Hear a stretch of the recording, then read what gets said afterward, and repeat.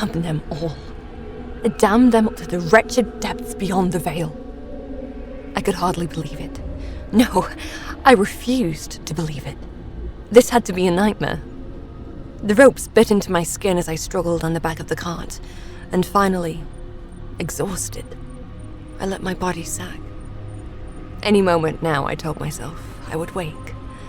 Yes, I'd be back on the ship, watching the coastline of Blutseth draw nearer. I'd step ashore, and Loch Lalesh would be exactly as I had imagined. Fearsome and grim, dark and unruly. But the elves there would know their place. They would recognize my superiority as a nobleman's daughter and treat me with the respect I deserved. The land would be wild and dreadful, yet its people would be perfectly tame. But this wasn't a dream. Above us, the towering mushrooms loomed in the dark. Once again, they gave me this strange sense of being observed. At times, I could swear they even turned their heads to watch me. The mist between the gnarled trees clung to me, blurring the edges of the world, making it hard to tell what was real anymore. But one thing I knew for certain, no matter how hard I wished otherwise. This nightmare wasn't the kind you wake up from. No matter how hard I tried to convince myself, I wasn't waking up from this.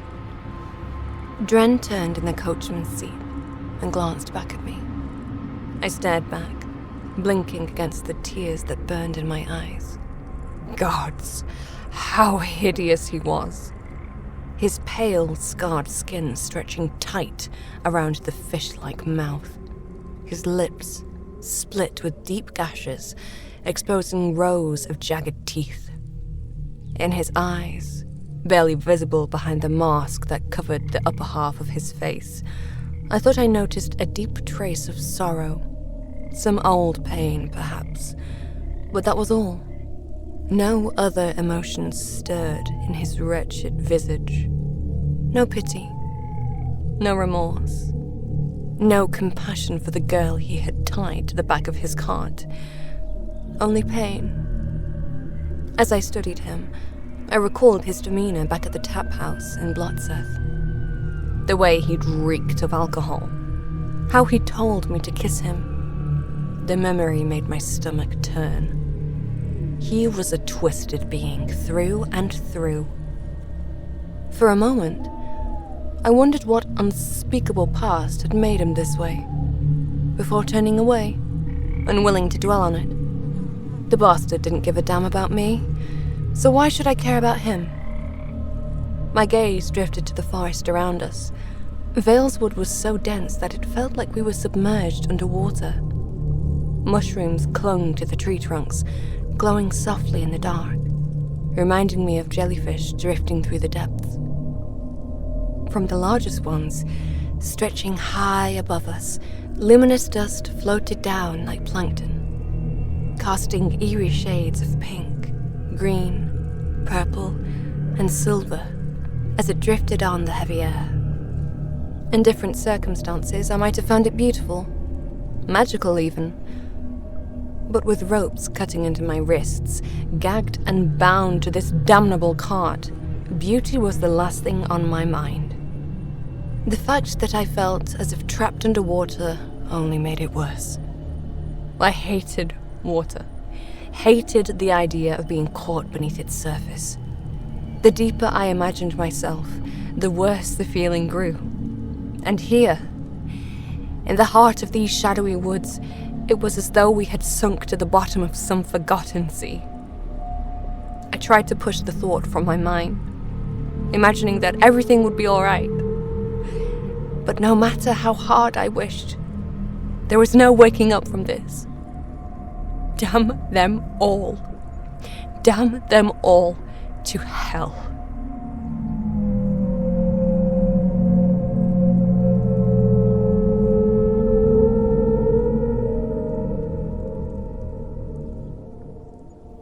Hours passed, and the path opened up into a clearing, where new trails branched off in several directions. A soft breeze stirred the treetops, parting them just enough for me to glimpse the sky. A few rays of sunlight pierced the ash-laden clouds, like golden honey spilling through the darkness. I lowered my gaze, peering deeper into the clearing. In the center, 2 ash elves stood waiting, half shrouded in shadow, their eyes locked on us, as though they'd been expecting our arrival. When we finally reached them, I saw that they were female warriors. At their hips hung long, slightly curved swords in beautifully decorated sheaths. They wore long, flowing robes reinforced with bug-like armor. Their tangled hair was knotted loosely atop their heads, and their faces were painted a stark white, making their insect-like eyes appear even larger and more alien than those of other ash elves. One of them, with raven black hair, glared at me, arms crossed, as Dren Arasith pulled the reins, bringing the cart to a halt. The other, with blue hair, stood there tugging at her sleeves, her expression far calmer than her companions, yet with a hint of timidity. "Bless the ash, Messiah Ash," Dren said, bowing his head with a stiff, deliberate tilt. "Bless the ash, Shanseer," she replied, and Dren hauled himself down from the coachman's seat. The leaves sagged under the weight of his boots as he trudged forward, each step dragging like a chain through mud. When he reached them, he dropped to his knees with a muted grunt, the blade rasping from its sheath in a slow, reverent pull. "You are Dalara, I assume?" "Yes, I am Dalara." She gave a slight nod, indicating that Dren should rise. Then she glanced at me, her black eyes catching the faint glow of the mushrooms surrounding the clearing.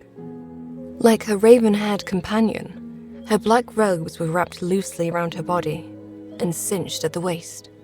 The fabric was frayed and tattered, and the wide sleeves hung loose at her sides, adorned with the emerald green embroidery matching the chitinous plates protecting the more vulnerable parts of her body. Time had not been kind to the ash elves. That much I had learned since stepping ashore in Blotzeth. The attire of these two, once elegant, was now tarnished, nearly rotten with age. The blue-haired elf cast me a glance, and I noticed how her face had finer features than those of the other ash elves I had met, more delicate somehow. "So, this is the girl?" she asked. To be fair, I had no clue what they were saying.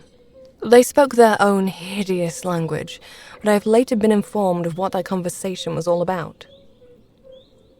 The blue-haired elf was gentler than what I had come to expect from these people, as if the ashes that clung to her throat couldn't fully dull her refinement.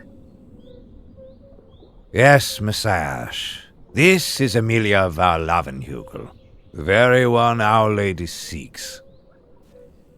Good. As they continued speaking, the raven-haired elf stalked closer to the cart, glaring at me. Her white-painted face, cracked and smeared with dirt, gave her an unsettling, almost mask-like appearance. I met her gaze furiously, but she didn't flinch.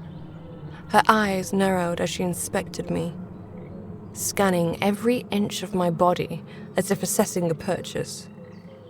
"Did you encounter any trouble in Blotzeth?" Dalara asked, unblinking, still focused on Dren. "Nothing I couldn't handle." What happened?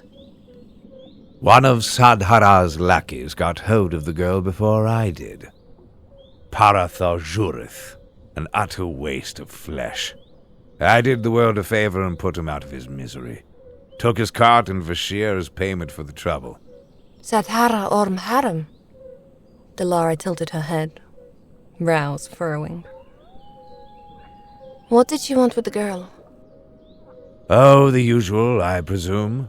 To break it down, maybe sell what's left of her to the brothels in Zashlash." And so what? The raven-haired elf interrupted, her voice sharp as she turned to face the others. She had been hovering near the cart, glaring at me. Why Azura wants this pathetic child is beyond me. Ezra, you have no right to question the will of the wielder, Delara said, her voice calm, but firm. Look at her for the raven's sake. Ezra spat, jabbing a finger in my direction. It's ridiculous. It is not for you to decide, Delara said, before turning back to Dren. Thank you, Anzir. I will inform Our Lady of your service. She will know that you found the girl, and that Orm Harem was after her. Thank you, Messiash. Dren said, bowing. By the way, is it all right if I keep Parath's cart and Vashir? They'll come in handy for traversing the ash wastes. Of course. Help us untie the girl, and you can take both the cart and the beast. Ezra and I will escort you the rest of the way, on foot. Delara and Dren untied me, while Ezra stood in the background, her bug-like armor reflecting the faintest traces of daylight filtering through the trees. I spat out the gag, seething. I am Emilia var Lavenhugel. If you lay a finger on me... We are fully aware of who you are, Delara interrupted, switching to the common tongue of the Empire. Her accent was strange, making every word seem unfamiliar. We want you to come with us. Our Lady awaits you at the Forbidden Temple. It's about a mile deeper into Valeswood. Don't worry. You have nothing to fear. Come. Can you handle a whole mile, princess? Ezra sneered, stepping forward, her eyes flashing with contempt. Or should we get you servants to carry you on a golden throne? I'm no princess, I snapped, trying to regain my composure. My father is a margrave, not a king. Firaze, and their bloody titles. Ezra spat, her robes shifting as she moved. Come, human. We don't have all night. I turned and looked at Dren Arasith, who had climbed back into the cart. He paused, glancing back at me, his foggy eyes glowing through the holes in his mask. Apologies for having to tie you up, Messiash. And for what I said back at the tap house in Blotseth. Well, let's just say I'd had a bit too much to drink.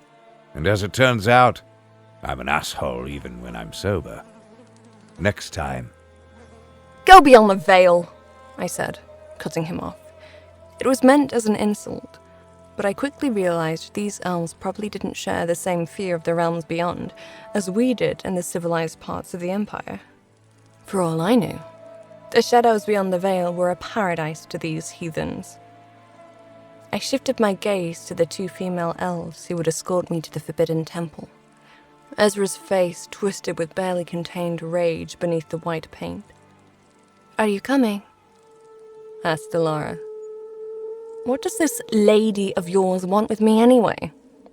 Our Lady's name is Azura Huthalith, said Ezra, her eyes glaring as they locked onto mine.